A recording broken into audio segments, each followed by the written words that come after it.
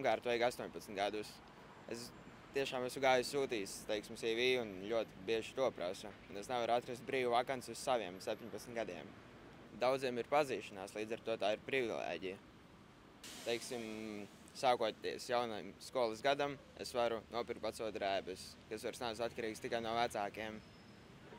Tas ir pats primārais.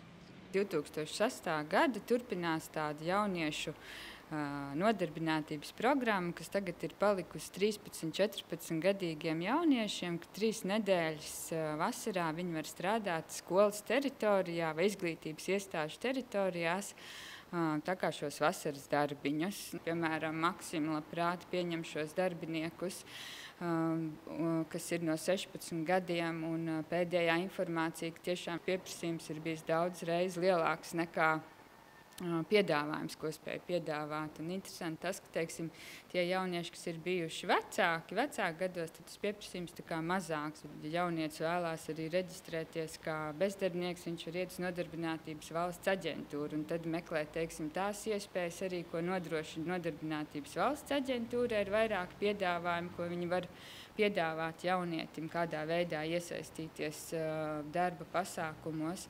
Nu, ja tas ir konkrēts uzņēmums, piemēram, kaut kāds tirdzniecības centrs, tad droši vien labāk ir vērsties, ielūkoties viņu mājaslapā un tur meklēt šo pieejamo informāciju.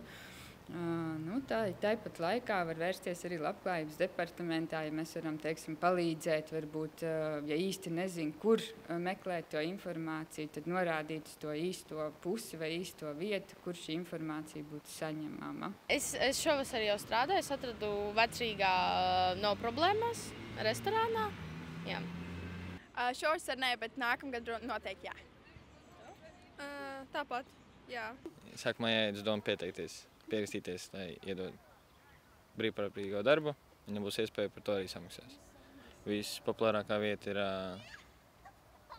vai nu botāniskais dārzs, vai nu pie dārziņiem, tās memoriāls. Par sētnieku vai par kaut ko tam līdzīgu. Vienkārši sīki darbi. Es staigāju, gāju garām saldējumam, ieraudzīju, ka bija rakstīts, ka vajag pārdevēju.